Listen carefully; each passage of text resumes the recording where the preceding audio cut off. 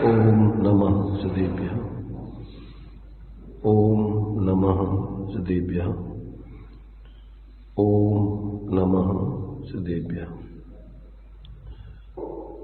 मंगलम भगवान वीरो मंगलम गौतमोगिनी मंगलम कुंद कुंदात्यो जैन धर्मोस्तु मंगलम सर्वमंगल मांगल्यम सर्वकल्याणकारकम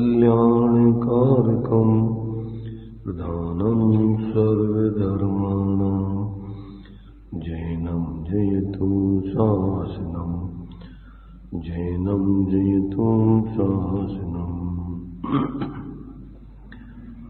वंदितु सर्वसिद्धि ध्रुवमचमणोभवं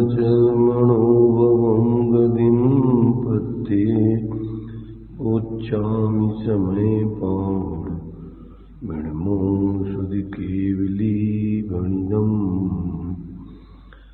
नमः समय साराय स्वानुभूत्या चकासिते चित्स्वभावाय भावाय सर्वभावान्तरज्जने।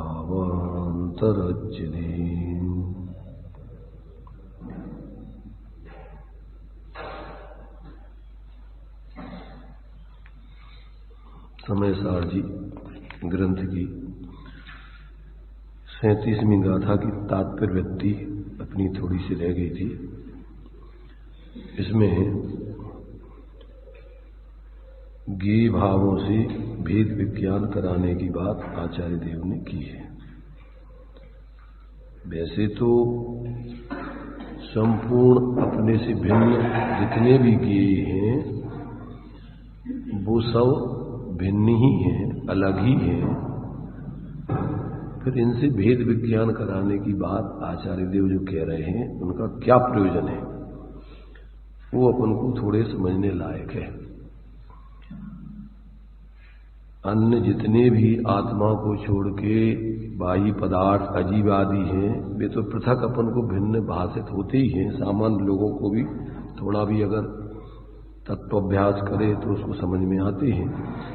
परंतु यहाँ आचार्य देव कुछ विशेष बात बताना चाह रहे हैं कि जब तक इस जीव को भावक भाव और जो भावक के भाव है और जो ज्ञेयों के भाव है, ज्ञेयों के भाव एक तो ज्ञेयों में रहने वाले और एक ज्ञेयों के निमित्त से जीव के ज्ञान में होने वाले ज्ञेयाकार रूप भाव। तो इसमें क्या है कि छद्मस्त जीव क्या करता है कि छद्मस्त जीव एक साथ स्वपर को तो उपयोग में जानता नहीं है। ये लक्ष्य कर करके जानता है और चूंकि अनादिकाल से इसको शरीर आदि कर्म आदि के साथ में संयोग संबंध रहा है, एक क्षेत्रावगाही संबंध रहा है और ऐसी परिस्थिति में इसने अपने जीव को पर से पृथक अपने ज्ञान में अनुभव करके जाना नहीं है, लक्ष्य करके जाना नहीं है। आज तक इसका लक्ष्य संयोगी भाव और संयोगों पर ही रहा है। जितने भी संयोग हैं शरीर को आदि लेकर और बाहर के जितने भी और भी जो संयोग हैं उन पर और जो भावक भाव कर्म के उदय मोह भाव उसके निमित्त से होने वाले जो विकारी भाव हैं वो भाव चूंकि वो जो कर्म का उदय है उसमें जुड़ने से होते हैं और जो शरीर आदि पर ज्ञेय हैं उनका लक्ष्य करने से अपने ज्ञान में ज्ञेयाकारपना होता है। छद्मस्तों के सर्वज्ञ भगवान के तो चूंकि अपने आत्मा का अनुभव पूर्ण रूपेण बरतता हुआ और ये ज्ञेय पदार्थ ऑटोमेटिक अपने आप ज्ञान में झलकते हैं। परंतु छद्मस्त व्यक्ति तो लक्ष्य कर करके पर को जानता है। तो इसमें क्या है कि इसको स्वलक्ष्य इसने कभी किया नहीं, स्वरूप का अनुभव किया नहीं, तो उसको ऐसा भ्रम बना रहता है कि जैसे जो ज्ञेय हैं और ज्ञेयों के निमित्त से जो अपना ज्ञान में ज्ञेयाकार परिणमन जो व्यवहार से कहते हैं, वास्तव में तो वो ज्ञानाकार ही रूप है, ज्ञान स्वरूप ही है। तो इसको उस सामान्य ज्ञान और ये विशेष ज्ञान, ये इसमें भेद विज्ञान नहीं होता है, तो इसमें इसको भ्रम बना रहता है। जैसे ये ज्ञेय और ज्ञान और ये रागादेश सब एक में हो गए, इसलिए इसके लिए अपने ज्ञान स्वरूप आत्मा का इन सबसे पृथक कभी अनुभव हुआ नहीं। इसलिए वो निरंतर इस पर लक्ष्य को करते हुए ही, इनमें मोह करते हुए, राग करते हुए, द्वेष करते हुए, इन ज्ञेयों के लक्ष्य से अपनी परिणति में ही मोह राग द्वेष करते हुए निरंतर दुखी बना रहता है। तो ये इसके अंदर भ्रम चलता रहता है। तो जब तक इसका ये भ्रम ये भावक भावों से भिन्न और ऐसे ज्ञेय के निमित्त से होने वाले विशेष ज्ञानाकारों से भिन्न अपना सामान्य ज्ञान स्वरूप आत्मा का अनुभव नहीं होता, तब तक इसका भ्रम दूर होता नहीं। और भ्रम दूर नहीं होने का कारण क्या कि जब ऐसा अपने भावक भावों से भिन्न और विशेष ज्ञेयाकार ज्ञान से भिन्न ऐसा अपना सामान्य ज्ञान स्वरूप आत्मा जब ज्ञान का विषय बनता है, अनुभव का विषय बनता है, तो कोई अलौकिक आनंद साथ में प्रकट होता है। अतीन्द्रिय आनंद जो आत्मा का स्वभाव है, उस आत्मा के स्वाभाविक सुख का इसको वेदन होता है। तो वो वेदन जो है इसके लिए फिर जो वेदन आज तक उसको परलक्ष्य करने में नहीं हुआ था, वो जात्यंतर दशा उसकी करने में कारण बनता है। और फिर जीव के लिए लगता है कि ये कोई विशेष सुख है जो आज तक अपन ने नहीं अनुभव किया था। तो फिर जो है वो ऐसा सब विशेष ज्ञेयाकार ज्ञानों से और तुम्हारे से भावक भावों से भिन्न पृथक हो करके ऐसा स्वलक्ष्य और स्वरूप अनुभव करके उसको जो आनंद आता है, शांति मिलती है, अतीन्द्रिय सुख मिलता है, अब वो उसी चीज को विशेष वास्तव में चाहता है।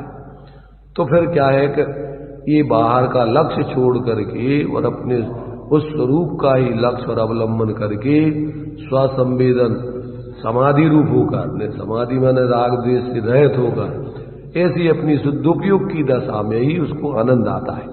और फिर जो है जो शुद्धोपयोग की दशा में बाधक हैं, ऐसे परलक्ष्य आदि को छोड़ छोड़ करके और फिर वो अपने स्वरूप की आराधना में ही विशेष लगता है। और ऐसा करते करते वो बाहर से जो बाधक है उन सब से हट करके, उन सब से निर्वृत्त होकर के अपनी वो स्वरूप की प्रवृत्ति ही विशेष बढ़ाता है। और ऐसी स्थिति को बढ़ाते बढ़ाते एक दशा उसकी आती है कि पूर्ण वीतराग दशा को प्राप्त कर लेता है। तो ये दशा जीव की जब तक नहीं होती तब तक उसके जीवन में शास्त्रों से कदाचित जानकारी कर ले, पर अंदर में उसका स्वसंवेदन रूप निर्विकल्प होके अनुभव नहीं करे, तब तक उसको भ्रम हो जाता है। जानकारी से मान लेता है कि हाँ अपन ने जान लिया, पर सुख की गंध नहीं आती उसको। ऐसी मिथ्या कल्पना में ऐसा मान लेता है कि अपन ज्ञानी बन गए और अपन तो ज्ञाते दृष्टा है, और बाहर में भी सब कार्यों में लगा रहता है, विषय कसायों के कार्यों में, अंदर से वो अतीन्द्रिय आनंद उसको आती नहीं। तो या तो वो जानकारी मात्र करके और भ्रम में अपने को संतुष्ट मान लेता है कि अपन तो ज्ञाता ही है, जैसे सांख्यमती आदि होते हैं कि सब विकारी परिणाम ये सब प्रकृति के हैं, एक पुरुष तो शुद्धि है। तो या तो वो निश्चयाभासी बन जाता है या किसी प्रकार से और व्यवहाराभासी आदि बन करके कि भैया अपन को जो है जब तक अपन बाहर से निर्वृत्ति करके और इस प्रकार से 28 मूल आदि का पालन करके नहीं जिएंगे तब तक अपन को मोक्ष नहीं मिलेगा। ऐसा बिना अनुभव की धुप्पलबाजी में मोक्ष ऐसा मानता है कि ऐसी अपन साधना करते रहेंगे तो अपन को एक दिन मोक्ष हो जाएगा। तो वो बाहर से निर्वृत्ति करके और जो व्यवहार धर्म है व्रतोपवास आदि करते हुए, बाहर की समितियों का पालन करते हुए भी इस प्रकार से वो एक प्रकार से व्यवहाराभासी बना रहता है। सम्यक दृष्टि के जीवन में, उत्कृष्ट साधकों के जीवन में जब स्वरूप की विशेष आराधना होती है तो ये बाहर की सारी निर्वृत्ति उनके जीवन में भी पाई जाती है, क्योंकि उस लक्ष्य करने से उनको आकुलता होती है और उनकी विशेष साधना वीतरागता की नहीं हो पाती, इसलिए वो उसमें बाधक जान करके उससे सबसे निर्वृत्त होकर स्वरूप साधना करती। परंतु ये तो उनकी बाह्य प्रवृत्ति मात्र को देख करके अंदर की स्वरूप प्रवृत्ति का अनुभव तो इसको हुआ नहीं, और वो उसी में धर्म मान के ऐसी हम उत्कृष्ट साधना करेंगे, जितने व्रतोपवास करेंगे उससे कर्मों की निर्जरा ज्यादा होगी, जितना हम पाप के उदय को सहन करेंगे उससे कर्मों की निर्जरा ज्यादा होगी, ऐसे भ्रम में रहता है। कर्मों की निर्जरा बाहर में व्रतोपवास आदि करते रहने से और पाप के उदय को मंद कसाय से सहन करते रहने से नहीं होगी। उसकी निर्जरा तो अपने स्वरूप के अनुभव पूर्वक भीतरागता रूप परिणमन करने से उस विकारी परिणामों का अभाव होकर के, और फिर जो विकारी कर्मों के निमित्त से जो कर्म आकर के बनते थे और जो बंधे हुए कर्म है वो जो है जब स्वरूप की आराधना विशेष करता है तो विकारी परिणाम आगे क्रम क्रम से होते नहीं हैं, तो ना तो विकारी परिणाम होते, और जो विकारी परिणामों से कर्म आकर बनते हैं वो कर्म भी आकर के नहीं बनते और बंधे हुए कर्म निर्जित होते जाते हैं। तो ऐसा उसके तो स्वरूप के अवलंबन पूर्वक शुद्ध उपयोग के बल से, वीतराग विज्ञानता के बल से कर्मों की निर्जरा होती है, और मोक्ष कहीं बाहर में नहीं अनुभव में आता। मोक्ष तो मोह रहित अंदर में ही उसको अतीन्द्रिय आनंद आता है, तो वो कोई बाहर में मोक्ष नहीं चाहता है। कौन? सम्यक दृष्टि धर्मात्मा व्यक्ति बाहर में मोक्ष नहीं चाहता, वो तो मुक्त स्वरूप आत्मा की आराधना करता है तो मोक्ष का आनंद यहीं लेता है अपनी परिणति में। तो उसको कोई मोक्ष की चाह नहीं होती कि हमें कहीं मोक्ष मिल जाए। वो तो जो अंदर में, जैसे मान लीजिए जो व्यक्ति भूख लगी है भोजन करता जा रहा है तो उसकी क्षुधा शांत होती जा रही, तो अब उसको ऐसी इच्छा नहीं होती कि हमारी भूख मिट जाए। वो तो भोजन कर रहा है तो भूख मिट ही रही है। तो ऐसे ही जो जीव स्वरूप आराधना करता है उसकी मोह रहित दशा हो ही रही है, इसलिए उसको तो मोक्ष का आनंद मिल ही रहा है। ये जब तक व्यक्ति को ऐसा अनुभव नहीं होता तब तक वो काल्पनिक रूप में मोक्ष को मान करके बाहर में जो साधक जीवों के जीवन में जो बाह्य निर्वृत्ति चलती है सहजता की, वो बाहर की निर्वृत्ति उनको अलग से करने की नहीं विशेष उनकी वो रुचि रहती है, वो तो स्वरूप की प्रवृत्ति के साथ साथ बाहर की निर्वृत्ति सहज होती जाती है।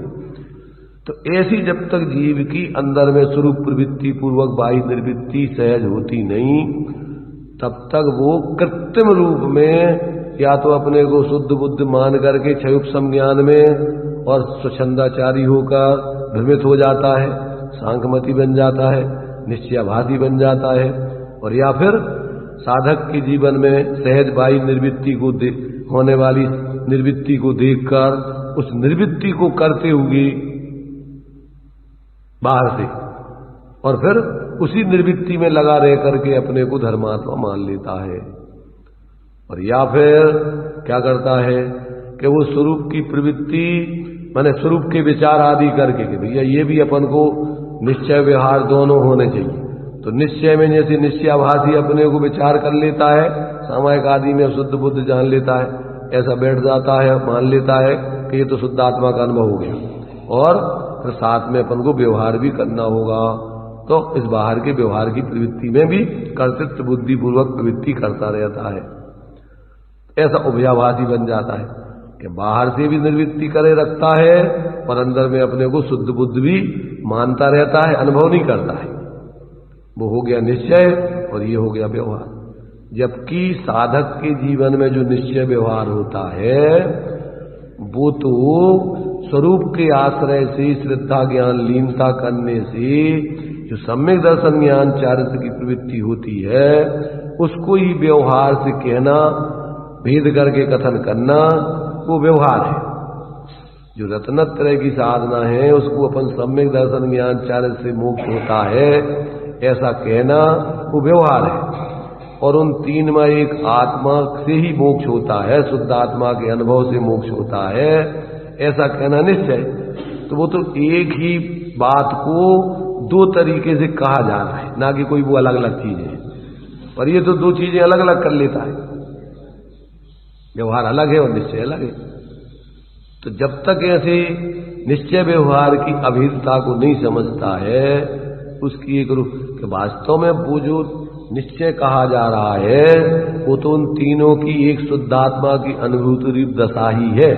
तो उसको अपन जब भेद करके कहते हैं तो श्रद्धा की तरफ से उसी को आत्मा का श्रद्धान कहते हैं, ज्ञान की तरफ से आत्मा का ज्ञान कहते हैं, चारित्र की तरफ से आत्मा की स्थिरता कहते हैं, वीर की तरफ से स्वरूप संरचना कहते हैं, तप की तरफ से इच्छा निरोधस अथवा स्वरूप प्रतिपन्ना। उसमें क्या होता है, स्वरूप में स्थिर होने पर इच्छाओं का अभाव हो जाता है। तो नाश के रूप में अपन इच्छा निरोधस तपा कहो अथवा स्वरूप प्रतिपन्नम तपा कहो, तो वो तो कथन भेद है, तो कोई वस्तु स्वरूप का भेद तो है नहीं। पर अज्ञानी जीव उसको दोनों को सर्वथा अलग अलग मान लेता है। तो ऐसा उसके जीवन में जब तक अविपरीत ज्ञान श्रद्धान आचरण नहीं होता तब तक उसके जीवन में धर्म के संबंध में, वस्तु स्वरूप के संबंध में, मोक्ष मार्ग और मोक्ष आदि के संबंध में सब भ्रम बना रहता है। ना तो वो सही मोक्ष के स्वरूप को समझता है, ना मोक्ष मार्ग के स्वरूप को समझता है, ना आत्मा का द्रव्य दृष्टि से स्वभाव क्या है ना उसको समझता है, ना पर्याय दृष्टि से आत्मा का स्वभाव क्या है ना उसको समझता है। तो ऐसा जब तक ऐसा उसके जीवन में भ्रम दूर नहीं होता है तब तक उसके जीवन में सच्चा मोक्ष मार्ग नहीं प्रकट होता। इसलिए सबसे पहले आप सही तरीके से वस्तु स्वरूप को समझो, आचार्य कह रहे। पहले क्या करो, ताते जिनवर कथित तत्व अभ्यास करीजिए। और अकेले विकल्प के तल पे समझने नहीं है, फिर क्या करना है, तत्व अभ्यास करीजिए और संशय विभ्रम मोह त्याग आपको लग लीजिए। संशय विपर्य अनध्यवसाय से रहित अपनी आत्मा का अनुभव करो, ये आचार्य कह रहे। तो यहां अपन ने जो है कल जो 37वीं गाथा का तात्पर्य वृत्ति जो पढ़ रहे थे उसमें से थोड़ा सा विषय रह गया था, उसको अपन पढ़ते हैं थोड़ा। देखिए फिर से पूरी तात्पर्य वृत्ति पढ़ रहे हैं। अब धर्मास्ति काय आदि गे पदार्थ भी मेरे स्वरूप नहीं है, ऐसा प्रतिपादन करते हैं। नत्थि मम धम्म आदि, धर्मास्ति काय आदि गे पदार्थ मेरे नहीं हैं, मेरे में विद्यमान नहीं है। बुद्धि ऐसा ज्ञानी जानता है, तब फिर मैं क्या हूं?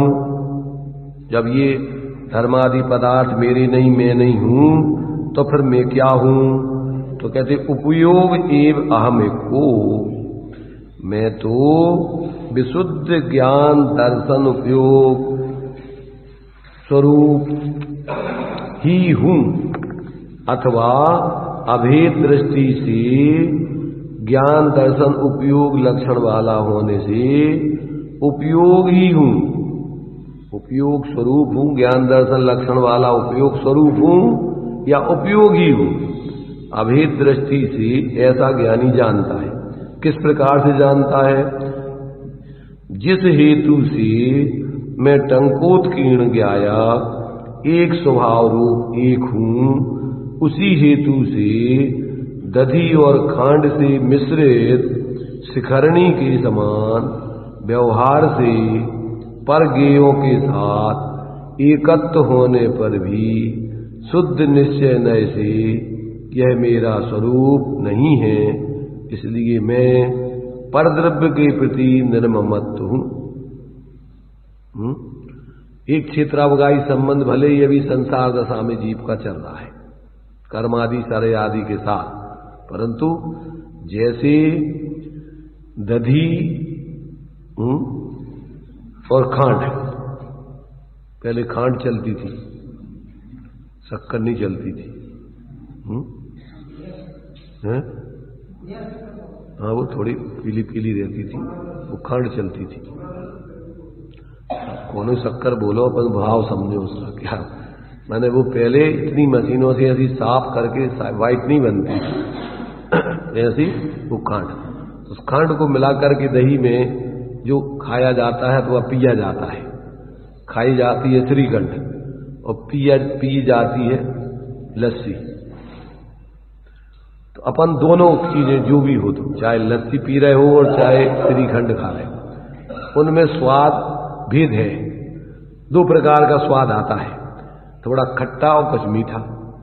तो उस लक्षण, उस स्वाद भेद से अपन को दो चीजें उसमें पता पड़ती हैं कि इसमें एक चीज नहीं है कोई, इसमें कोई दो चीजें हैं कि जिसमें जो खट्टापन है वो कोई चीज अलग है और जिसमें मीठापन है वो कोई चीज अलग है। ऐसा लक्षण भेद से अपन उन दो चीजों को अलग अलग कर सकते, जान सकते, मिले होने पर। ऐसे ही अपन अभी कर्म और शरीर आदि के साथ आत्मा का क्या चल रहा है, असमान जाति द्रव्य पर्याय की एक रूपता चल रही है। उस एक रूपता में भी लक्षण भेद से दोनों का स्वरूप अलग अलग भाषित होता है कि जो कर्म के उदय से होने वाले भाव और ज्ञेय के निमित्त से होने वाले भाव वो अलग है और अंदर में अपना जानने देखने वाला स्वभाव अलग है। ये अपन लक्षण भेद से समझ सकते हैं। जो रागादिक विकारी भाव होते हैं वो होते हैं, वो चले जाते हैं, कर्म के उदय में जुड़ने पर होते हैं, चले जाते हैं, होते हैं, चले जाते हैं, परंतु जानने वाला निरंतर बना रहता है। इसी प्रकार जो परगेय हैं, उन परगेयों के लक्ष्य से जानने की अपनी अवस्था बदलती रहती है। कभी अपन किसी को जान रहे, कभी किसी को जान रहे, कभी तो वो ज्ञान की पर्याय में भी क्या होता है, खंड खंड होता रहता है। जब अपन आंखों से जानते हैं तो रंग दिखता है, रंग जानते हैं, नाक से जानते हैं तो गंध जानते हैं, कान से जानते हैं तो शब्द जानते हैं, जबान से जानते हैं तो रस जानते हैं, स्पर्शन से जानते हैं तो वो ज्ञान खंडित हो गया, खंड खंड हो रहा है। अखंड जानना एक रूप नहीं रह रहा, वो ज्ञान में क्या हो रहा है, व्यवधान पड़ रहा है। तो इस जो खंड खंड पने में जो अपन को ज्ञेयों का ज्ञान हो रहा है वो अपना स्वरूप नहीं है। अपना स्वरूप तो धारा प्रवाह है, उसमें जो जानन पना चल रहा है। क्या अभी अपना ज्ञान पांच इंद्रियों के विषयों के माध्यम से जानने से खंडित होता रहता है, और जब पांच इंद्रियों के विषयों से उपयोग को हटाकर और मन के विकल्पों से उपयोग को हटाकर और जब अपने आत्मा में एक रूप उपयोग को जोड़ते हैं तो धारा प्रवाह एक रूप जानना, इसको जानना उसको जानना नहीं, मात्र जानना रह जाता है। फिर काला पीला नीला लाल सफेद खट्टा मीठा चरपरा ये जानने में नहीं आता है। क्या जानने में आता है? जानने में जानने वाला ज्ञान आता रहता है। तो वो अपना स्वरूप है। जब अपन इन पांच इंद्रियों मन से हटकर स्वासंवेदन से अपने स्वरूप को जानते हैं तो फिर अपन को जानना मात्र अभेद रह जाता है, ये खंड खंड ज्ञान नहीं होता।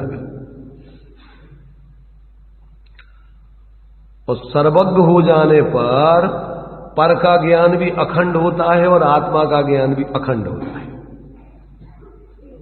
अभी छद्मस्त का ज्ञान जब अनुभव करता है तो स्वरूप का जानना एक रूप हो जाता है, और जब उपयोग वहां से हटता है तो ये ज्ञान फिर खंड खंड जानना होता है।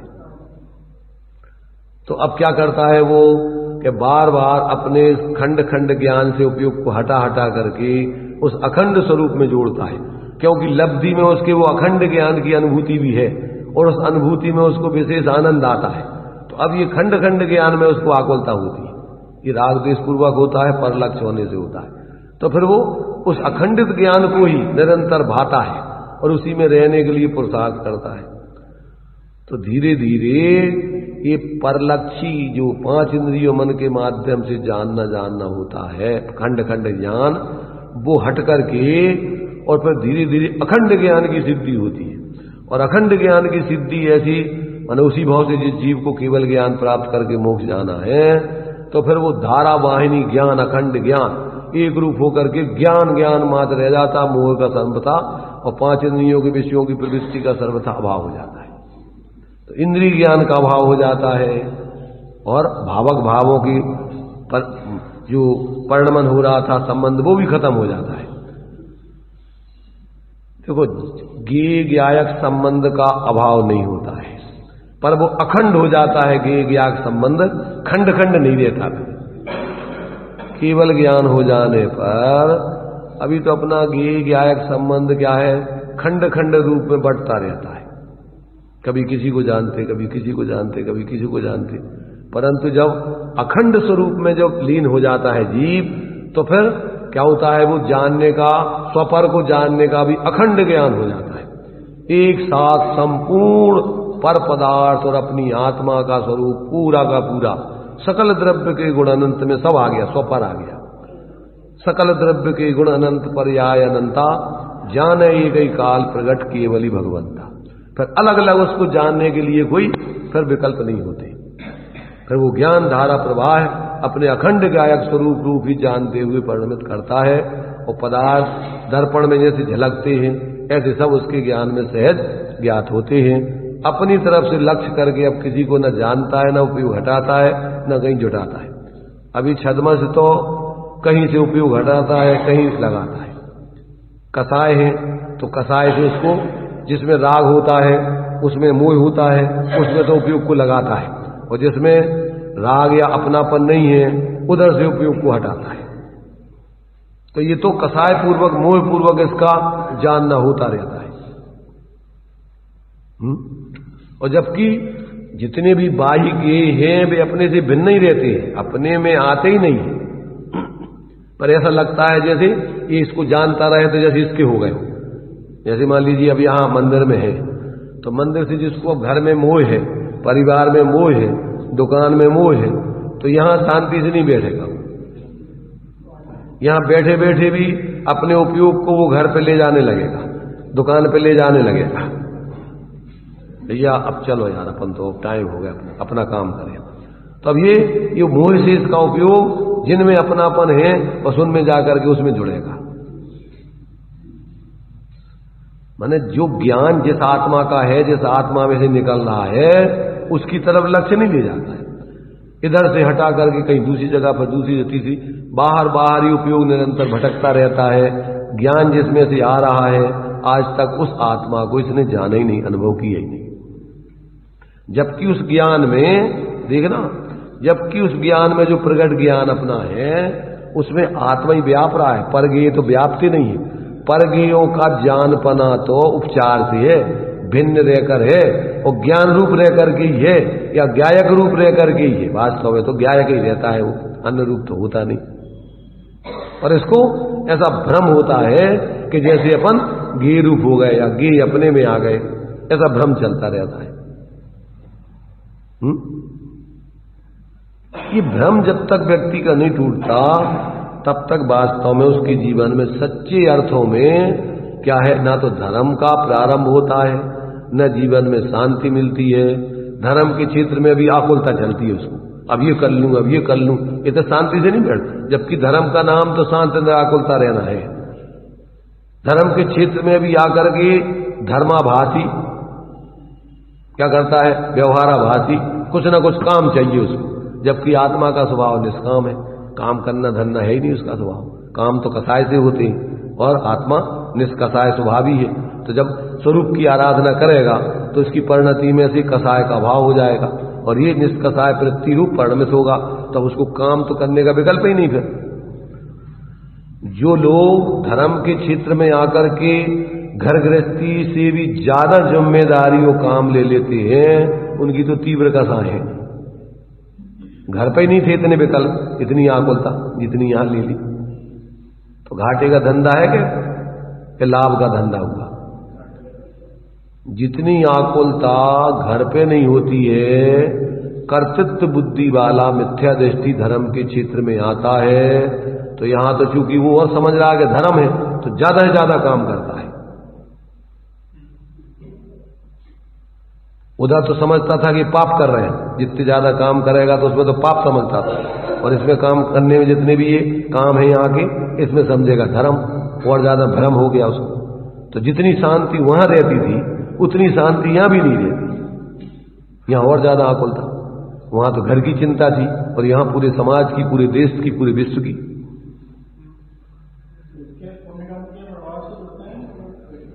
क्या मिलती पुण्य कर्म में? क्या मिल गया उसको?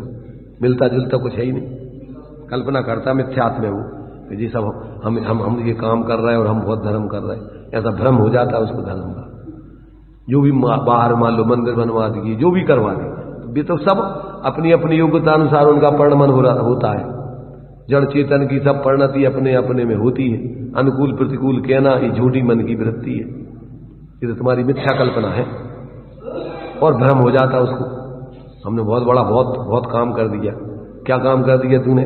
तू तो निष्काम होना था, तेरा काम ये था परिणति में, तो वो तू किया नहीं, और ज्यादा आकुलता करके विकल्प करता रहा। एक क्षण को भी, एक क्षण भी चैन से नहीं सो पाता, बैठ नहीं पाता।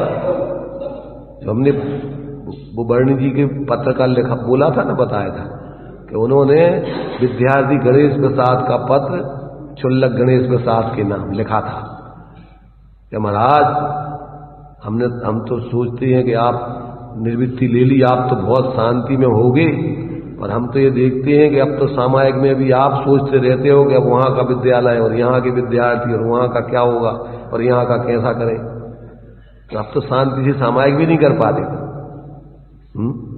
सोचो, देखना जरा आप अपने जीवन को, तुम्हें भ्रम हो गया कि तुम यहां आकर के सोच रहे हो कि हम धर्मात्मा बन गए, और ज्यादा आकुलता सिर पर मूल ले ली तुमने। इससे कम तो आकुलता तुम्हें वही थी विद्यार्थी जीवन में, वहां कम से कम शांति से अपने खाते पीते रहते थे और अपने निराकुलता से पढ़ते थे। यहां तो तुमने पूरे समाज की ठेकेदारी ले रखी है, अपने को संबोधन कर रहे हो, क्योंकि शास्त्र में पढ़ रहे कि आत्म को हित है सुख सुख आकुलता बिन कहिए, तो धर्म तो है निराकुलता में, और हमें तो और आकुलता हो गई है। तो इसका मतलब कहीं गलती हो रही है, तो अपने को संबोधन कर रहे हो। अपने को संबोधन करके सुधार सकते, दूसरे का सुधार कोई दूसरा नहीं कर सकता।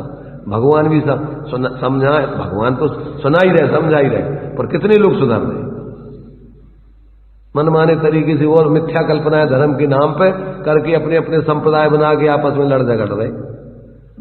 जो हमारा मंदिर, जो हमारी मूर्ति जी, जो हमारा क्षेत्र, अरे भाई कौन सा क्षेत्र? ये 3 लोग हैं, तो क्षेत्र जो है ये क्या है? क्षेत्र ये जो लोक है, लोक तो ये असंख्यात प्रदेशी लोक है, तो इसमें लोक में ये किसका है लोक? भाई 6 द्रव्यों का समूह लोक है, तो यहां एक तो आकाश है अमूर्तिक, और ये बाहर में अपन देख रहे जमीन, ये दिख रहे हैं पुद्गल के ढेर, क्षेत्र जमीन पृथ्वी भूमि दिख रही है, तो ये सब पुद्गलों का ढेर है, तो ये तो पुद्गल द्रव्य की रचना है। तो इसमें कैसा क्षेत्र तुम्हारा प्रदेश? आत्मा का क्षेत्र तो अमूर्तिक प्रदेश है। आत्मा का क्षेत्र क्या है? आत्मा का क्षेत्र तो अपने प्रदेश है, उसमें रहता है आत्मा, बाहर में तो रहता नहीं। और ये बाहर में ठेकादारी का ये हमारा क्षेत्र। अब लड़ो मरो अपने क्षेत्र की रक्षा करने के लिए, हमारा क्षेत्र दूसरा कोई नहीं ले ले। कौन सा क्षेत्र तुम्हारा? तुम्हें अपने क्षेत्र की खबर ही नहीं है। बाहर के पहाड़, बाहर का भूमि, अब तुमने इनको अपनी कल्पना कर रखी। ये तो पुद्गल का ढेर है, अब ये तो कोई किसी का हुआ नहीं आज तक। एक परमाणु मात्र, वो अभी 38वीं गाथा में बताएंगे इसका उपसंहार, क्या एक परमाणु तुम्हारा आज तक हुआ नहीं है, नहीं हो सकता नहीं, ऐसा ज्ञानी विचार करता है। अभी देखो इसको पढ़ लेते हैं, तो नीचे की गाथा पढ़ते उसमें आएगा ये विषय। तो देखिए क्या करता है ज्ञानी। ज्ञानी तो अभेद से ज्ञान दर्शन उपयोग लक्षण वाला होने से उपयोगी आत्मा है, ऐसा ज्ञानी जानता है। किस प्रकार से जानता है? जिस हेतु से मैं टंकोत्कीर्ण ज्ञाया एक स्वभाव रूप एक हूं, उसी हेतु से, कैसे? उसी हेतु से, माने जो वस्तु की स्वतंत्रता की दृष्टि से जब अपन अपने को देखो तो अपन ऐसे सदा काल अपने एक रूप अपने स्वभाव में रहते हैं। उसी दृष्टि से जब अपन देखते हैं तो कहते दधी और खांड से मिश्रित शिखरणी के समान व्यवहार से परगेयों के साथ एकत्व होने पर भी शुद्ध निश्चय नय से यह मेरा स्वरूप नहीं है, इसलिए मैं परद्रव्य के प्रति निर्ममत्व हूं। ज्ञानी तो अपने अपने स्वरूप से अपनी हस्ती और परद्रव्यों की दृष्टि से अपनी नास्ति देखता है। उसी दृष्टि से हमारा पर से एकत्व ममत्व है ही नहीं। माने उसी हमारा जैसे जब अपन स्वभाव द्रव्य स्वभाव से देखते हैं ऐसे ही अपन वस्तु स्वरूप से विचार करो तो एक वस्तु दूसरी वस्तु की होती नहीं। तो हम जब देखते हैं तो हम तो वैसे के वैसे एक चेतन स्वरूप ही हैं, अन्य रूप कभी हुए नहीं, हो सकते नहीं। तो भले ही अभी एक क्षेत्रावगाही संबंध संसार में अनादिकाल से जीव का चल रहा है, फिर भी जब अपन स्वरूप से देखो तो दो द्रव्य मिलकर एक होते नहीं। जल पय देव जिये तन मेला, अभी क्या है, अभी मेला तो हो गया है पर पे भिन्न भिन्न नहीं भेला, अलग अलग ही है, एक नहीं हो गए दोनों। मेला में सब लोग इकट्ठे हो जाते हैं। जो मेले में पंथी जना नहीं धने फिरती, अरे मेरा बेटा, मेरा अरे मेरा रिश्तेदार, अरे मेरा भैया, अरे मेरा चाचा, अरे मेरा मित्र, नीर प्रेम करने लगते आपस। पर जाए अकेला हंस संग में कोई न परमाने।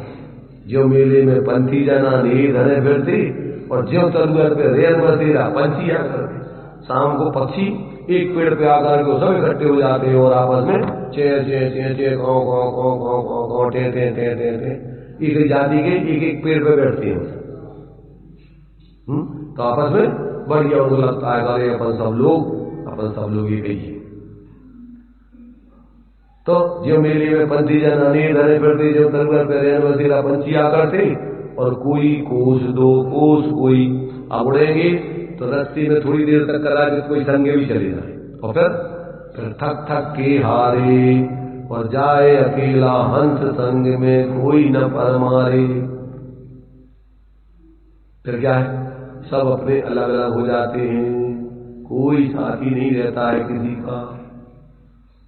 ऐसे ये जीव भले ही यहाँ संसार में कुछ समय के लिए परिवार में गांव में इकट्ठे होकर मेरा मेरा मेला हो गया, ये पंथी जन आके चारों दिशाओं से मिलके और क्या कर रहे, ये मेला हो गया, तब कुटुंब को मेलो भयो। टूर्नामेंट जी कह रहे हैं, अपना परिचय दे रहे हैं कि ये जो जीव जो है माता पिता गर्भ में आए, पूर्ण कर अंग अंग अपने शरीर आदि के अंग को, और फिर जब ये बाहर निकला, इस शरीर से जब निकला बाहर तो लोगों ने क्या किया, लोगों ने मिलकर के इसका नाम रख दिया। नाम रखो तब टोडर मल्ल, सब लोग कहने लगे कि ये तो टोडर मल्ल पैदा हो गया।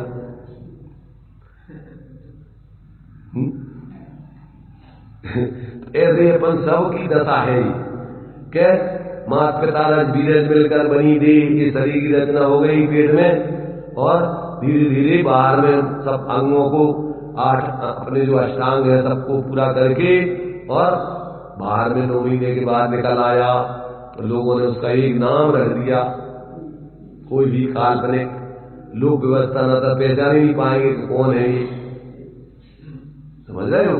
मूल में तो वो अपने को जब तक नहीं पहचानेंगे मैं कौन हूं, तब तक तो ये भ्रम और हो गया ही नया। और उनने संस्कार दे दिए कि तुम जैन हो, कि तुम हिंदू हो, कि तुम मुसलमान हो, कि तुम ईसाई हो, ये और एक नया मूर्ता पैदा कर दिया। जिन्हीं बताया कि तुम जीव हो। तो टूर्नामेंट जी कह रहे मैं हूं जीव द्रव्य एक चेतना स्वरूप मेरो लगो है अनादि को, कलंक कर्म मल को ताई को निमित्त पाए रागादिक भाव भय, हुआ है मिलाप जैसे खल को माने ऐसे एक पेड़ पौधा जोड़ करके एक मशीन बना देते सब, ऐसे ही दशा इस मनुष्य पर्याय में जीव की हो गई। तो ये जब तक जीव को अपने ज्ञान लक्षण से लक्षित आत्मा की और शरीर आदि और राग आदि की और ये ज्ञेय पदार्थों की भिन्नता और इस ज्ञाकार ज्ञान से अपना सामान्य ज्ञान स्वरूप आत्मा की भिन्नता बाधित नहीं होती, तब तक इसको ही भ्रम है। तो यहाँ पर कहते कि लक्षणों से देखो, तो कहते हैं भले ही जो है क्या है कि ये यहाँ पर संसार दशा में क्या उसी हित दधी और खांड से मिश्रित करने के समान व्यवहार से पर गेयों के साथ इसका एकत्व होने पर भी शुद्ध निश्चय ऐसे यह मेरा स्वरूप नहीं है, इसलिए मैं परद्रव्य के प्रति निर्मम, अब मैं इस पर के प्रति कोई मोह ममता नहीं करता हूँ, मैं तो एक अपने एकत्र आत्मा का ही अनुभव करता हूँ। निर्ममत्व ऐसा शुद्ध आत्मा को जानने वाला, ध्यान रखना, ऐसा सिर्फ शुद्ध आत्मा के संबंध में जानकारी करने वाला नहीं, अनुभव करने वाला, अंदर में निर्विकल्प। कैसे देखो बता रहे हैं, ऐसा शुद्ध आत्मा को जानने वाला पुरुष कहते हैं, ये तो दूसरे को बता रहे हैं, ऐसा पुरुष तू अपने आत्मा या दूसरों के आत्मा के स्वरूप को जो ऐसा अपने स्वरूप का अनुभव करते हुए ऐसा कहते हैं। अब उसका खुलासा करता विशेष स्वासंवेदन ज्ञान ही प्रत्यख्यान है, ऐसा जो पूर्व की गाथाओं में कहा था उसका ही परद्रव्य के प्रति निर्ममत्व रूप यह विशेष व्याख्यान जानना चाहिए। अर्थात यहाँ पर भी स्वासंवेदन ज्ञान के बल से ही यहाँ पर परद्रव्यों से निर्ममत्व बना जानना चाहिए। जैसे वहां स्वासंवेदन ज्ञान के बल से समाधि में स्थित होकर क्या किया था, परद्रव्यों का त्याग किया था, ऐसे यहाँ पर समाधि में स्वासंवेदन ज्ञान के बल से समाधि में लीन होकर और क्या करना चाहिए, गेयों से निर्ममत्व समझना चाहिए। काय के बल से समाधि में लीन होकर के, बिना समाधि में लीन हुए इस प्रकार से त्याग नहीं हो सकता है। ये जो है यहाँ इन्होंने सब जगह विस्तार में इसी बात को स्पष्ट किया था। तो जैसे समाधि में लीन होकर के परद्रव्यों का त्याग किया था, ऐसे ही यहाँ पर समाधि में लीन होकर अब क्या करता है, गेयों का त्याग करता है। मैंने गे परे गे ज्ञा शंकर उसका अभाव करता है, ऐसा यहाँ जानना चाहिए।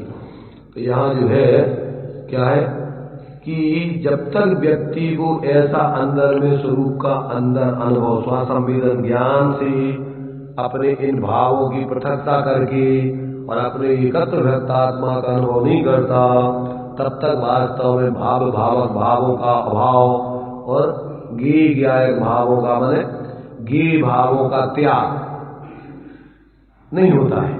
तो इस प्रकार से यहाँ कहते हैं कि वास्तव में जब तक ये जीव अपने उस ज्ञान लक्षण से लक्षित एकत्र आत्मा को स्वासंवेदन के बल से समाधि में स्थित होगा जब तक अनुभव नहीं करता, तब तक इनका न तो त्याग होता है न इनसे भेद विज्ञान होता है। तो इनका भेद विज्ञान ही अभेद स्वरूप के अनुभव से होता है।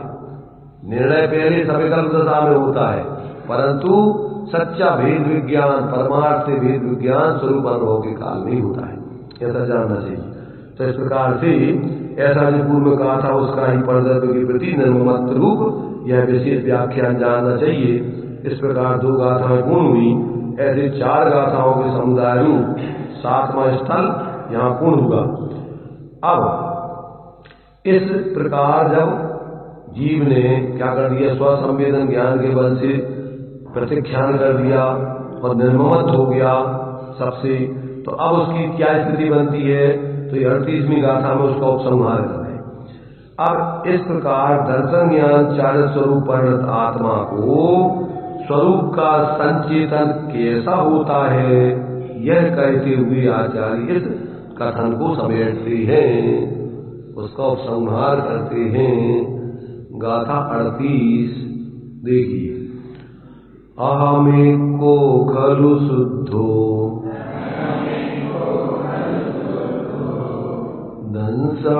दंसणाणमय्यो सदारूवी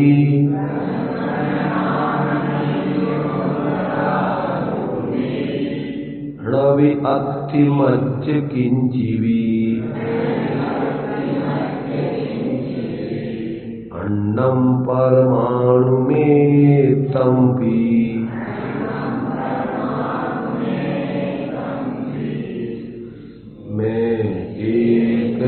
शुद्ध सदा अरूपी ज्ञान द्रव्यहु यथार्थ से कुछ अन्य मेरा तमे परमाणु मात्र नहीं हरे। देखिए क्या कह रहे, दर्शन ज्ञान चारित्र रूप परिणत आत्मा यह जानता है कि, ध्यान से सुनना, दर्शन ज्ञान चारित्र रूप परिणत आत्मा यह जानता है कि, दर्शन ज्ञान चारित्र परिणत माने अपनी आत्मा की श्रद्धा ज्ञान और लीनता रूप वृत्ति करता हुआ आत्मा जानता है। क्या जानता है कि निश्चय से अहम माने में एक हूँ, शुद्ध हूँ, दर्शन ज्ञान मैं हूँ और सदा रूपी, सदा पुद्गल द्रव्यों से भिन्न हूँ। अरूपी माने अरूपी में सब आत्मा के सब गुण लगा लेना, सब आप पूरा माने पूरा पुद्गल द्रव्य उसमें गर्भित हो गया है। अरूपी कह देने में रूप तो एक उसका रंग है, तो अरूपी में क्या लगा लेना कि जितने पुद्गल के गुण धर्म है उसका स्वरूप है वो आत्मा पुद्गल से भिन्न बताना है। अरूपी से ऐसा नहीं समझना कि रूप से तो रहे तू, रस सहे तू, गंध सहे तू, वर्ण सहे तू, सब में आगे चार भी कहा था, अरस मरूप मगंध, सब गुणों से उसकी पृथकता बताई। चेतना गुण समझना, जान अलिंग गहणम माने दृढ़ संठान, कोई संस्थान नहीं है ऐसा, क्योंकि संस्थान पुद्गल के शरीर के होते। तो इस प्रकार से संपूर्ण अरूपी माने संपूर्ण परद्रव्य और पुद्गल आदि से सबसे रहित हूँ। किंचित मात्र भी अन्य परद्रव्य परमाणु मात्र भी मेरा नहीं, यह निश्चय है। ये निश्चय है का मतलब क्या होगा? यह निश्चय है का मतलब क्या होगा? एक तो अपन यह निश्चय है का मतलब ऐसा समझते हैं कि ऐसा हमने निश्चय कर लिया है। ऐसा हमने निश्चय कर लिया, जैसे भैया हमारा ऐसा निश्चय है कि हम ऐसा ऐसा करें। तो ऐसा तुमने निश्चय कर लिया है कि ऐसा वस्तु का स्वरूप है, ऐसा वस्तु का स्वरूप है, और जैसा स्वरूप है वैसा ही निश्चय करके तुम अनुभव करो। तो ऐसा अब उसका अनुभव चल रहा है, अब ऐसा वस्तु का स्वरूप भी है और ऐसा ही हम अनुभव कर रहे हैं। इसलिए अब ऐसा वास्तव में उसको अनुभव में आ रहा है, ऐसा ही निश्चय है। अब उसी की टीका में विशेष खुलासा करते देखिए, जो अनादि मूल रूप अज्ञान से उन्मत्तता के कारण अत्यंत अप्रतिबुद्ध था, जो माने कौन? अभी तुम्हें जो जिसको आत्मानुभूति होगी उसकी बात बता रहे। तुम हो गया नहीं, तुम जान, तुम्हें आत्मानुभूति हो गई हो तो तुम अपने को अनुभव। परंतु ये तो भी कह रहे हैं कि जो जीव अनादिकाल से मूल रूप अज्ञान से पागल बना, उन्मत्त माने पागल था, अपने को अलग नहीं जान के वो पागलपन की वृत्ति कर रहा था, उन्मत्तता के कारण अत्यंत अप्रतिबुद्ध था, मूर्ख था, अज्ञानी था। और अब क्या किया उसने? विरक्त गुरु से निरंतर समझाए जाने पर, कैसे गुरु से? जो पर से विरक्त हैं, स्वरूप में रक्त हैं, ऐसे गुरु से समझाए, निरंतर समझाए जाने। देखो निरंतर के दो अर्थ होते हैं, एक तो वे गुरु तुम्हें निरंतर तुम्हारी समझ में नहीं आए जब तक तुम्हें समझाते रहे, तो वो निरंतर। और एक उन्होंने एक गाथा लिख दी, अब इस गाथा को तुम बार बार जब तक तुम्हें अनुभव नहीं हो जाए तब तक इसकी कोई बात, तो ये गुरु का तुम निरंतर समझना, गुरु तुम्हें निरंतर समझा रही है समझना। ये नहीं अब तुम्हें गुरु से निरंतर समझाने के लिए बैठे रहेंगे। इनने जो तुम्हें एक बार वस्तु स्वरूप बता दिया, अब उसका तो बार बार भूलन मनन चिंतन करके जब तक स्वरूप अनुभव नहीं हो जाए तब तक समझ लो कि निरंतर तुम्हें गुरु समझाए। तो जो गुरु ने बता दिया एक बार, अब उसी को जब तक तुम इससे भिन्न अपने अनुभव नहीं कर लो तब तक वो समझ लो कि निरंतर गुरु का ही समझाए बना तुम्हारे लिए चलता है। तो निरंतर कहते हैं विरक्त गुरु से निरंतर समझाए जाने पर जो किसी प्रकार से समझ कर जैसे बने तैसे समझ के किस प्रकार से समझे तुम जानो। घर से तुम लड़ झगड़ के आए थे और फिर समझे कि यहाँ समझने के लिए आए थे, तब समझे कि डांट के समझे कि प्रेम से समझे। अब तुम कैसे समझे, जैसे भी हो तुम्हारी समझ में आ गई बात। जैसे पुष्पडाल थे तो पुष्पडाल क्या हो गए थे, मजबूरी की महात्मा बन गए थे। उन्होंने कोई धर्म का स्वरूप तो समझा नहीं था, जबरदस्ती बन गए, साधु बन गए। अब अंदर में तो अपनी वो पत्नी रह रही। अब क्या होगा, क्या बने रहे घूमत रहे 12 साल तक, याद करते रहे अपनी पत्नी को, बाहर में साधु बने रहे, सामायिक में बैठ के अपनी कहानी स्त्री को याद करते रहे। क्योंकि सामायिक में अच्छे से ध्यान और से तो कामों में लगे और तो उपयोग बढ़ जाता है, पर सामायिक में जिस चीज की रुचि होती है वही मुख्य हो जाती है, पूरा का पूरा ध्यान उसी में लगता है। एकाग्रता आत्मा की रुचि वालों को आत्मा में लगता है और पर में रुचि वालों को कहते लोग कि वैसे में तो हमारे लिए ज्यादा को तो सामायिक में बैठते तो नहीं विकल्प आते, क्योंकि उसमें जितना कर्तृत्व बुद्धि है ना पर उसके सारे विकल्प खड़े हो जाते।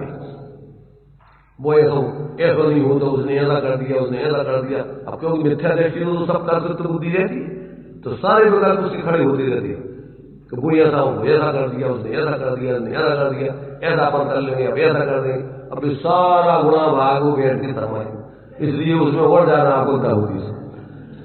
इसलिए उसको कभी कभी भैया तू वो मंत्र पढ़ता है तो मंत्र तो एक तरफ रह जाता है और वो जिसमें रुचि होती है उपयोग वहां चला जाता है। कर में तो माला फिरे और मनुआ फिरे बाजार, और जीत नहीं। कर में तो माला फिरे और जीत फिरे मुखमाई। तो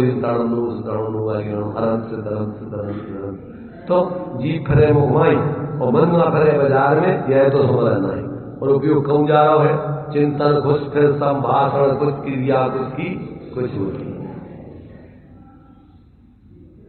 अब अपन बोल रहे भगवान से, हे प्रभु स्थिरता निज में प्रभु पाऊं जो अंतर का काल उसको होती है। अब हम अपने में स्थिर हो जाए, हे प्रभु क्या करें। हमारी बड़ी दुर्दशा है, उपयोग हमारा शांत नहीं रहता है। इस मन को पकड़ के लाते हो गया, कहाँ भाग जाता है, कहाँ चला जाता है। पर समझते नहीं कि मन है क्या है मन। मन के हारे हार है, मन के जीते जीत। तो जो मन को जीते लेता है वो विश्वजीत हो जाता है। क्या हो जाता है वो विश्वजीत, जिन बन जाता है, भगवान जिन हो जाता है।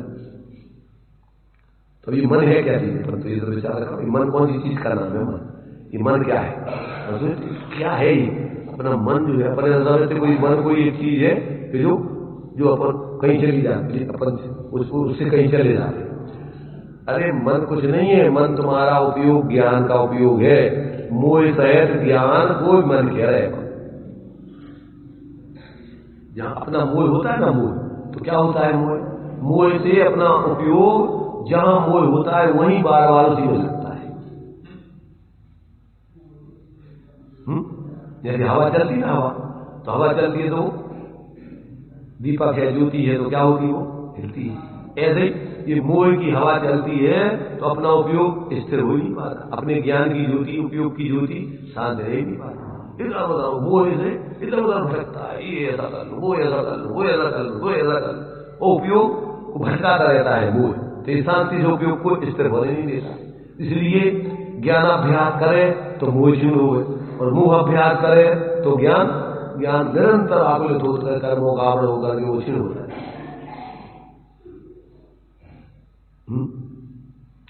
जिसको जितना ज्यादा मोह उतनी ज्यादा उसको उपयोग की चंचलता है, उतना उपयोग उसका बहुत चंचल होता है। और जिसके मोह कम होता जाता है उसकी चंचलता कम होती जाती है। अपन देखो ना लोग, जिसको ज्यादा कर्तृत्व बुद्धि होती, पर में स्वामित्व बुद्धि होती है, तो वो चैन से बैठे नहीं सकता है। चलो अरे चैन से बैठ बैठ का कर रहे, समय खराब कर रहे, बैठने में समय खराब दिखता है उसको, और बोल के काम करने जीवन की सार्थकता देती, जबकि वो समय खराब कर रहे थे। समय माने आत्मा का उपयोग खराब कर रहे थे, समय सार है नहीं, तो तुम समय खराब कर रहे, अपने उपयोग को आत्मा के स्वभाव को खराब कर रहे, और शांति में बैठने में तुम सोचते हो तुम समय खराब कर रहे। काय में तुम्हें समय खराब काय में दिखता हूं? काम करते में तुम्हें समय की सार्थकता दिखती है कि शांति से बैठने में समय की सार्थकता दिखती है? समय शांति से बैठने में तो यार समय 1 घंटा समय खराब हो।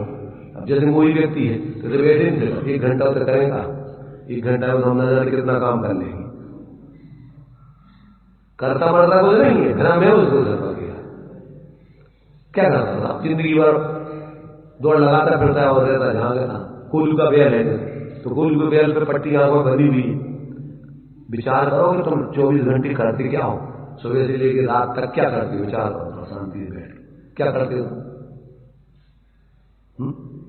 उठते ही साथ वो बेरोजी ना काम, फिर लोटा पहाड़ी और झाड़ू और ये और वो उठा के फिर जल्दी से फिर ऐसा करो, अभी बना लो वो बना लो, और फिर दिन भर थक जाता है, और फिर शाम को सो जाता, फिर उठा के फिर बर्तन बजाने लगता है। क्या करता है? सुबह उठ के बता रोजना जो ही शरीर को उठे और जल्दी से रोजना नहाता है, शुद्धि कितनी होती है इसकी। और बोलते सागर की जल सो शुद्धि कीजिए, तो ये तो 9 द्वार बनेंगे निकाली, अब इसकी शुद्धि कैसे करोगे? मन से भरा घड़ा, अब उसको कब तक शुद्ध कर दोगे? तो इसमें से तो निरंतर मन निकलती रहता है। व्यवहार से परमार्थ तो खुद का पर्ण मन है, उसमें कुछ है ही नहीं। इसलिए अपन को जब निर्विचिकित सांग कहा ना, तो उसमें क्या कहा है? रत्न खराब कर शरीर तो असुचौकाये रत्नत्रय पवित्र थे, निर्जुगुप्सा गुण प्रीति मता निर्विचिकित्सता। तन स्वभाव से ही असुचि है, रत्नत्रय संपूज्य का। जब इस शरीर में रहने वाली आत्मा रत्नत्रय की आराधना करती है तो ये शरीर भी व्यवहार से पूज्य हो जाता है। जहां जहां पैर पड़ते हैं साधकों के, वो शरीर तीर्थ क्षेत्र बन जाते हैं। मतलब उसमें है का मतलब कोई धूल मिट्टी पहाड़ होते है का तीर्थ। और जो शरीर भी मान लीजिए एक सामान्य व्यक्ति है, और जब साधु बन करके स्वरूप आराधना करो, उनमें का अंतर पड़ वही में, वही हाड़ मास को पिंड जब है, हाड़ मास को पिंड हवे, फिर अंतर पड़ो बताओ। अपन उनके पैर छू करके अपने को कृतकृत्य मानते हैं, तो काय के कारण से उस मुर्दा को, उस शरीर को छूने से? अरे उसमें रहने वाली आत्मा विराजमान है, उपचार से उस शरीर को पवित्र कहते हैं। वास्तव में तो शरीर तो पुद्गल है, उसमें क्या है पवित्रता? पवित्रता तो वो तो आरोपित करना है। वास्तव में तो पवित्रता अपना आत्मा पवित्र है स्वभाव, और स्वभाव के अवलंबन की परिणति में पवित्रता आती है। मिथ्या दर्शन ज्ञान चार्य को अपवित्र कहते हैं, और सम्यक दर्शन ज्ञान चार्य पवित्र है। तो वो सम्यक दर्शन ज्ञान चार्य की पवित्रता काय में से आई? जो अपना अंदर में पवित्र स्वरूप है, शुद्ध स्वरूप है, एक रूप स्वरूप है, उसकी श्रद्धा ज्ञान लीनता करने से परिणति में पवित्रता आई। और उसका अवलंबन नहीं करो तो निरंतर मोह राग द्वेष से अपवित्रता बनी रहती है। अपन काय में समझ रहे पवित्रता? पवित्रता कहाँ है? पवित्रता शरीर की शुद्धि कर लेने में बढ़िया मल की गंदगी से गंदगी धोने में सबको पवित्रता हो जाती। एक वो अपन ने ऊपर साबुन माबुन की गंदगी लपेट दे, अथवा और उसके ऊपर अपन ने पाउडर क्रीम की गंदगी लपेट दे, तो पवित्र होगा? पवित्र होगा? उस क्रीम में मान लीजिए कि उसमें कोई अंडे डाल दिए, कोई और गंदगी चीजें डाल दी, तो उसको अपन ने क्रीम तो काय से बनती है अपन को पता ही नहीं। लाली है, लाली काय से बनती है? मान लीजिए मुंह में लगाते हैं, क्या बोलते हैं उसको? लिपस्टिक अनेक प्रकार के रंग बिरंगी आजकल आती है, कैसी लगा लेती है लिपस्टिक, हरी, पीली, नीली, लाल, गुलाबी, कितने कलर होते हैं, और पोतते रहते हैं मुंह पर, और वही फिर मुंह में से भोजन करो। और ये नाखूनों में गंदगी पूरी लपेट लपाड़ करके, और फिर अपन सोचते हैं आप कितने बढ़िया। ये तुम्हारे ये धवल जी है ना, धवल जी तो कोई लिपस्टिक लगा के आ जाए तो कहते बिल्ली चूहा खा के आ गई। तो बिल्ली कोई खा ले चूहा तो मुंह में लाल लाल हो जाती है तो वो कहते तो बिल्ली चूहा खा के आ गई।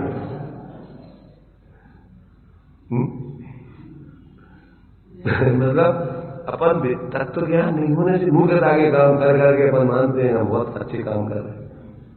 और कितना पैसा खर्च होता है इसमें, सबसे ज्यादा सौंदर्य प्रसाधन में पैसा खर्च होता है। आज तो जगह जगह ब्यूटी पार्लर सब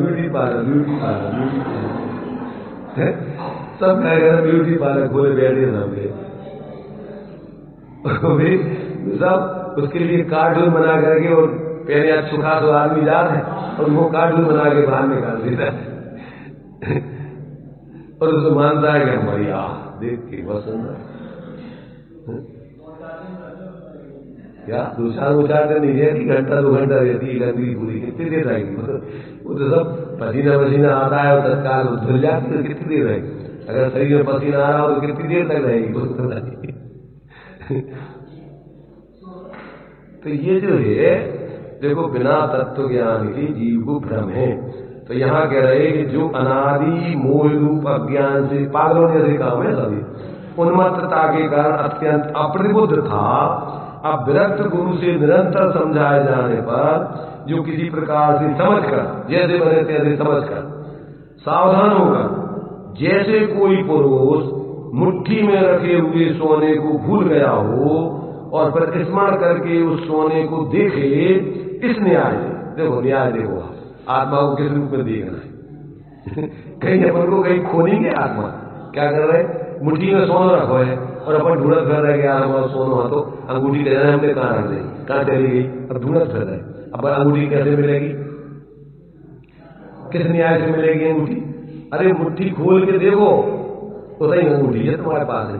ऐसे ही अपनी दृष्टि को पर में मूर्छित होकर के अपने को भूल गए तो अपनी उपयोग को उधर से हटा के इधर देखो तो तुम्हारे लिए आत्मा का दर्शन हो जाएगा। इसमें कहीं अपन को दौड़ भाग नहीं करना, कहीं सिर्फ अकेली अपन को क्या करना, मिथ्यार्थ की पर में एकत्र ममत्व की बंधन की मुट्ठी बांध ली।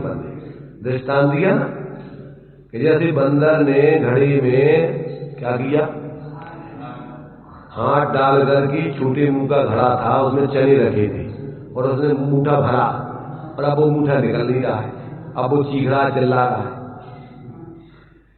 क्या मान रहा है वो कि घड़ी में किसी ने हमें पकड़ लिया। तो किसने पकड़ लिया घड़ी में उसको? उसने ही घड़ी में भरे हुए चनों को पकड़ लिया। अब कौन छुड़ाए तुझे? ऐसे अपन ने अपने उपयोग को पर पदार्थों में मोह से एकत्र मत करके और बंधन में पड़ गए, तो अब निर्बंध दशा तुम्हारी कैसे होगी? अच्छे खाते थे, अब अपन ने काय बंधन में पड़ गए। अपन बोलते ना शादी में कौन सा बंधन बोलते उसको? हमारा लड़का लड़की कौन से बंधन में बंध रहे हैं? क्या नाम देते उसको? पाणी ग्रंथ संस्कार को कोई नाम देते ना बंधन, कौन सा बंधन है? क्या बोलते?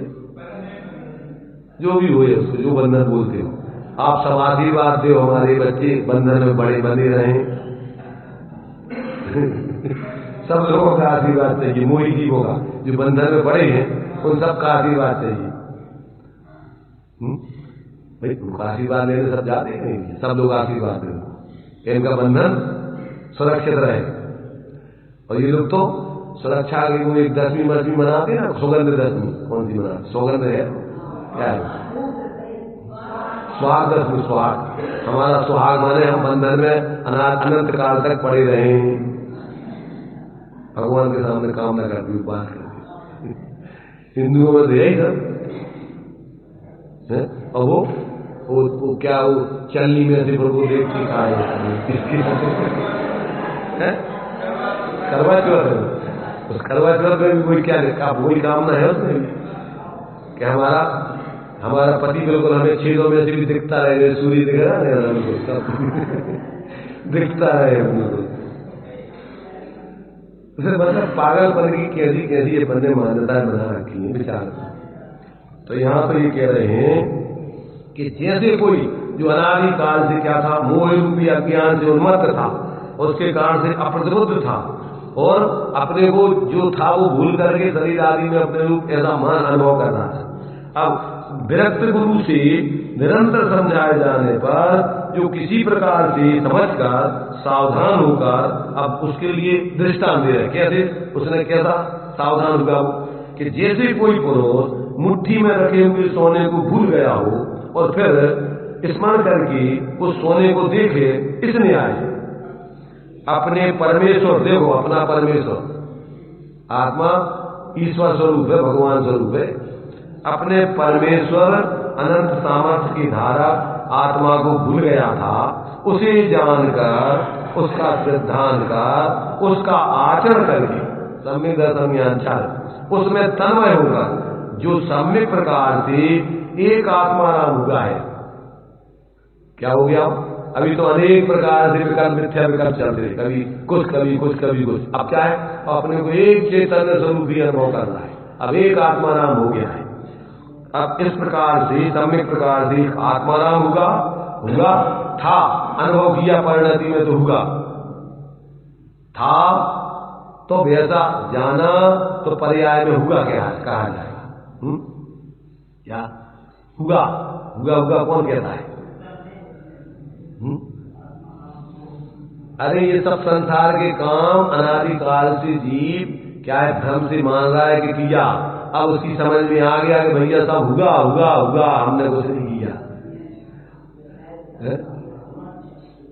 होता स्वयं जगत परिणाम कि तू करता जग का सब काम। ये लड़ैया बोलते ना सियार, देखा बोलते हैं इस सियार कैसे बन गए? ये मायाचारी करके कर्ता बन करके, 5 रुपयों के कर्ता बन करके मायाचारी करके सियार बन गए। अब किसी को बोध हो गया, किसी सियार को हो गया था ना, पानी रात में नहीं पीता था, तो फिर वो कहता था कि नहीं मैंने किया नहीं था भैया, भ्रम से हमने ऐसा माना तो हम सियार बन गए। अब हम समझ गए ये सब काम हुआ अब मैंने किया नहीं, मैं कुछ कर नहीं रहा हूं, ये सब कार्य हो रहा है।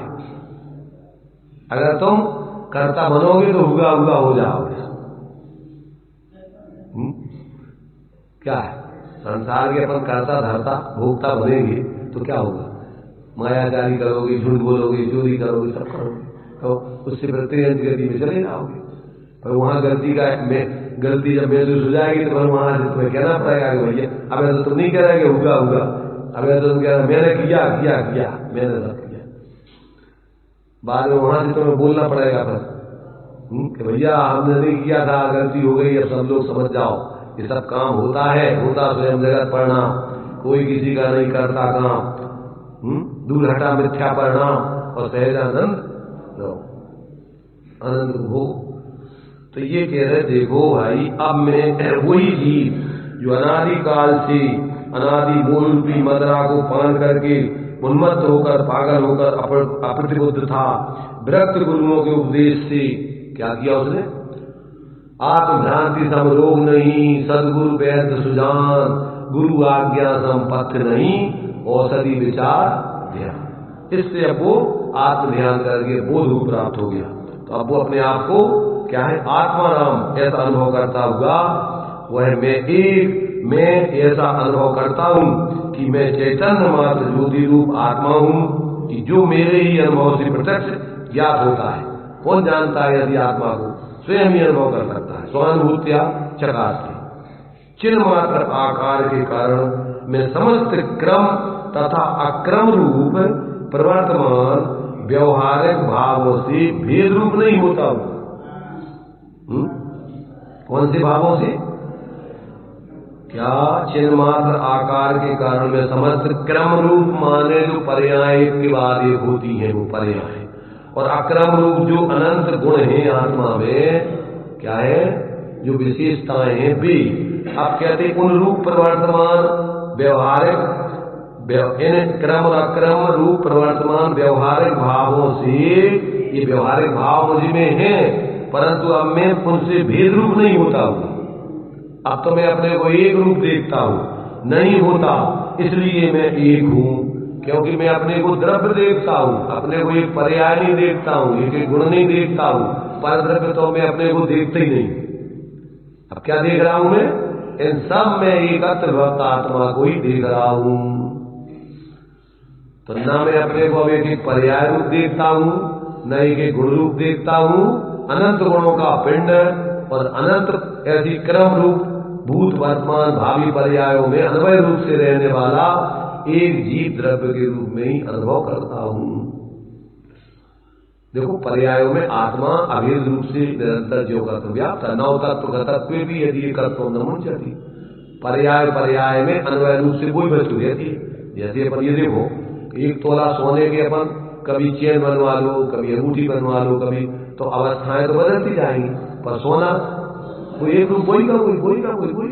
ऐसी अपनी आत्मा की अवस्थाएं अभी संसार दशा में बदल रही। अभी मनुष्य फिर त्रियंश हो जाओ, फिर देव हो जाओ, फिर नारकी हो जाओ, सिद्ध, तो उनमें आत्मा तो वही जो आत्मा अलग थोड़ी हो जाएगी। जब आत्मदृष्टि होती है तो फिर चतुर्गति का परिगण भी खत्म हो जाता है।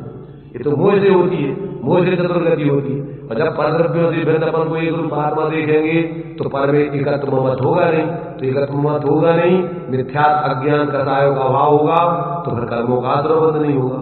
कर्मों का आश्रवबंध नहीं होगा तो नो कर्म शरीर आदि कौन मिला है? नाम कर्म आदि के निमित्त शरीर आदि मिलते थे, ये भी नहीं मिलेंगे। तो क्या होगा कि अपन ज्ञान शरीर ही रह जाएंगे। फिर न तो भाव विकारी भाव होंगे, न फिर उसके निमित्त से जो कर्म बनते थे द्रव्य कर्म वो बनेंगे, और द्रव्य कर्मों के निमित्त से जो नो कर्म शरीर आदि मिलते थे न वो मिलेंगे। तो आत्मा कैसी रह जाएगी? बस ज्ञान शरीरी त्रिविध कर्म मल वर्जित है। तो अभी भी है, सही ध्यान रखना। अब संयोग रूप में ये अपन को फिर मिलना भी बंद हो जाए, है तो अभी भी है सही। कैसी? ज्ञान शरीर, प्रत्येक जीव ज्ञान स्वरूप ही है, पर भ्रम से अपने को शरीर आदि रूप मान के मिथ्या अज्ञान से कसाय करके निरंतर भ्रमित हो रहा है। तो भ्रम तोड़ना है। अब अपन को ऐसा लगता है चलो फिर सुन ली अपनी चर्चा, अब अपन चले, अब कितने चल रहे हैं? अरे ये चर्चा नहीं है, ये तुम्हारा जीवन होना चाहिए। इसी रूप आप जहां भी, अब देखो बाहर में अभी कहीं भी क्षेत्र से क्षेत्रांतर व्यवहार से हो, पर परमार्थ से तुम अपने न तो क्षेत्र से क्षेत्रांतर हो सकती हो, न द्रव्य से द्रव्यांतर हो सकती हो, न भाव से भावांतर हो सकती हो। अपने भी प्रदेश योग्य त्यों आत्मा के रहेंगे, आत्मा का कोई द्रव्य रहेगा, आत्मा के कोई गुणधर्म रहेंगे, उनमें कुछ नहीं बदल सकता। ऐसा जब अपने को देखोगे तो पर्याय भी अपनी एक जैसी बिल्कुल स्वाभाविक होती रहेगी। उसमें फिर जो अज्ञान दशा में वो राग भाव होते थे नाना रूप भाव, तो वो नाना रूप भाव वो के, और एक रूप भाव स्वभाव के, तो एक रूप भाव हो जाएंगे, नाना रूप भाव ही रहेंगे। तो अपन को अब ऐसा जब अनुभव हो तो ऐसा नहीं कि अब कहीं जाना है, कहीं नहीं जाना है तुम्हें। अब तो तुम्हारा स्वरूप जैसा एक रूप है, अब ऐसे तुम्हें जहां भी रहोगे अपने को एक रूप जानो दे। तो धर्म में अकेलो क्षेत्र विशेष में नहीं होता, धर्म समय विशेष में नहीं होता है। सब धर्म तो धर्मी आत्मा जहां है वो सदा धर्म रहता है, वस्तु स्वभाव धर्म। ऐसा अपन को निरंतर अपने को जानने वाला जानते हुए अनुभव करते हुए जिए तो समझो कि अपन ने स्वाध्याय किया। अब और कछु काम नहीं अपन समझेगा, अपनों काम कछु और है, एक ही काम है आत्मा। कौन सो? मात्र जानना मेरा काम, मुक्तिपुरी है मेरा धाम, मिलता जहां पूर्ण विश्राम। जहां न जहां राग का काम नहीं है, जहां द्वेष का काम नहीं है, जहां मोह का काम नहीं है। अब सर्दी और जुकाम नहीं है वो तो बाहर की बात है, अपने तो मोह राग द्वेष को काम नहीं है, तो सर्दी जुकाम जिसमें होता है वो शरीर ही नहीं मिलेगा, तब अपन कहां सर्दी जुकाम होगा? तो किसको भूख लगेगी? भूख तो शरीर का धर्म है, आत्मा का धर्म तो भूख ही नहीं। तो फिर ऐसी जीव की सहज दशा रहेगी, उसके लिए फिर कहीं कुछ है ही नहीं है, आकुलता का कोई काम ही नहीं। तो ये अपन को देखो एक एक चीजें बहुत बढ़िया समझाई गई हैं। अब अपन को अभी अपना टाइम हो रहा है, इसलिए अपन अभी यहीं इसको विराम लेके बाद में और भी, वैसे तो इतने में अपन समझ जाएगा, तो फिर बाद में समझने की जरूरत ही नहीं पड़ती, फिर तो तुम ही समझाने लगोगे। भाई समझ में थोड़े में आ जाए तो फिर विस्तार में समझाने की जरूरत कब पड़ती, संक्षेप में समझ जाएगा। भैया हम समझ गया था, समझ गए तो समझ गए, तो समझे रूप जीना है, ऐसा नहीं कि समझेगा फिर मूर्खता करने लगे। समझ गए माने समझ में चले गए, अब असमझ रूप हम होंगे ही नहीं कभी, समझ में ही परिणत हो गए, समझ में अब समझे के पिंड रह गए, बस और कुछ नहीं है। तो अब ना समझ का क्या काम है? तो ऐसा जिसको समझ में आ जाता है तो फिर कितना, माने अपन को सिर्फ भूले हुए हैं, अपने को भूले हुए हैं, जैसे मुट्ठी में रखा है सोना और भूल करके और अपन परेशान हो रहे थे, ऐसे ही भूल आपको भरमत पा दी, अपने को भूल के परेशान है, हैरान है। भगवान भूला, इसलिए भूला भगवान कहते हैं इसको, मिथ्या दृष्टि को। क्या है तो भगवान, परंतु भूल गया अपने को, बस इतनी सी गलती है। और है हो रहा हैरान, है भगवान महान और हो रहा हैरान परेशान। अब अपन को ये भूल छोड़ दो, अपने उपयोग को थोड़ा बाहर में ना एकत्व मत करके अपने में ही अपना स्वरूप जानो, मानो, अनुभव करो। तो ये जो है आगे क्रम अक्रम भावों से भेदभावों को प्राप्त नहीं होता, इसलिए मैं एक हूं। ये अब आगे इन्होंने उसी बात को विशेष खुलासा किया है कि नर नारक आदि जीव के विशेष अजीब पुण्य पाप आश्रव संबंध बंध और मोक्ष रूप जो व्यवहारिक नव तत्व हैं, उनसे टंकोत्कीर्ण एक ज्ञायक स्वभाव रूप भाव के द्वारा अत्यंत भिन्न हूं। मैं इन पर्याय रूप वास्तव में सब में अपने टंकोत्कीर्ण एक ज्ञायक स्वभाव जीवत्व भाव से एक परे रूप रहता हूं, इन रूप नहीं होता हूं, उनसे कथनचित अपन भिन्न हूं, अतः भाव से मेरा भाव भेद है। इसलिए मैं शुद्ध हूं, चिन्मात्र होने से सामान्य विशेष उपयोगात्मकता का उल्लंघन नहीं करता। क्या नहीं करता? चिन्मात्र माने दर्शन ज्ञान उपयोग, चिन्मात्र का चेतन के दो भेद हैं, दर्शन उपयोग और ज्ञान उपयोग, दर्शन उपयोग और ज्ञान उपयोग। तो वो सामान्य विशेष उपयोगात्मा का उल्लंघन नहीं, क्योंकि दर्शन ज्ञान चेतन के ही विशेष है। तो ये चिन्मात्र होने से सामान्य विशेष उपयोगात्मकता का उल्लंघन नहीं करता, इसलिए मैं दर्शन ज्ञान मय हूं। स्पर्श रसगंध वर्ण जिसका निमित्त है, ऐसे संवेदन रूप परिणत होने पर भी स्पर्श आदि रूप से स्वयं परिणमित नहीं हुआ हूं। ऐसा जानने रूप तो परिणमित होता हूं। संवेदन का मतलब क्या होगा?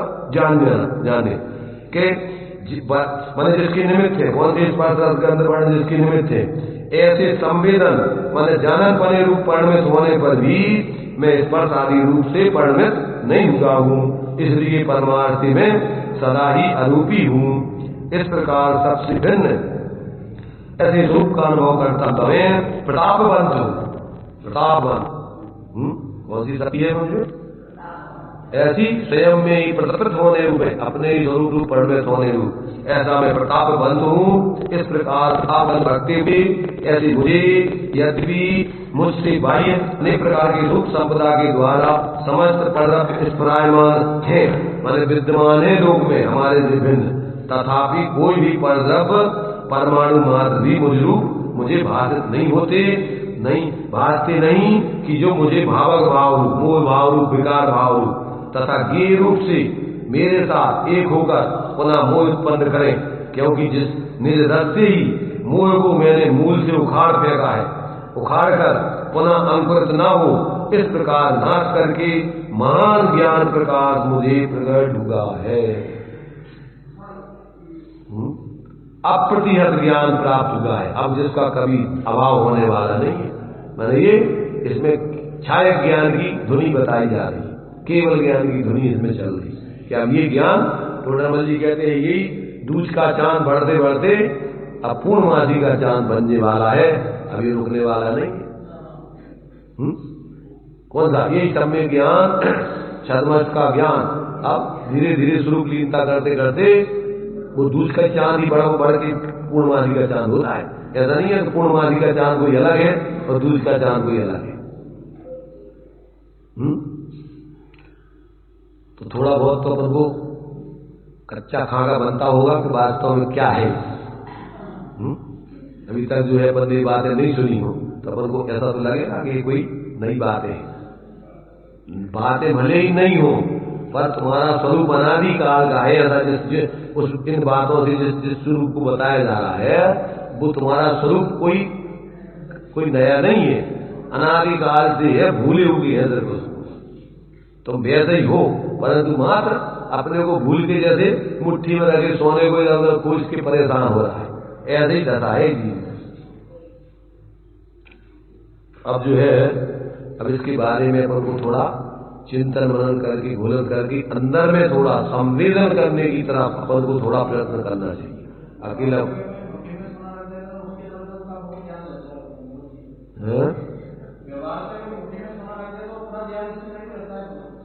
अच्छा ये तो दृष्टांत लोग इसलिए दिया है कि तुम्हारा यहाँ पर तुम्हें सब चीजों समझ में आती है, पर अंदर में जो आज तक अपन ने पर को एकत्व करके जो मुट्ठी बांध दी है और जो अपने स्वरूप को अंदर में उसको भूल रखा है, तो अब पर की जो मुट्ठी है एकत्व बना है वो छोड़ के और थोड़ा खोल के अंदर में देखो तो तुम्हारा आत्मा चेतन स्वरूप तुम्हें अनुभव में आएगा। और फिर तुम्हारे जीवन में ऐसी स्थिति बनेगी कि भैया इसके अब यही अपना जीवन है, पर आप पर पदार्थों में एकत्व न करके धारा प्रवाह स्वरूप की एकाग्रता करते रहो तो एक दिन पूर्ण केवल ज्ञान की सिद्धि हो जाएगी। फिर तुम्हारे लिए कभी अंधकार नहीं आएगा मोह का। ऐसा पर वो आचार्य देव ने इस तरीके से इस 38वीं गाथा में अपन को थोड़ा भाव स्पष्ट करने का प्रयत्न किया है। अपन इस पर गंभीरता से विचार करें, विचार ही नहीं करें, चिंतन मनन निर्णय करके स्वरूप का संवेदन करने के लिए प्रयत्न करें। ऐसे तो संवेदन सामान्य रूप से तुम्हारे ज्ञान में आत्मा का ही होता है और उस पर अपना लक्ष्य नहीं है, इसलिए ऐसा होने पर भी अपन को कुछ अंदर में कोई अलौकिकता बाधित नहीं होती। चलिए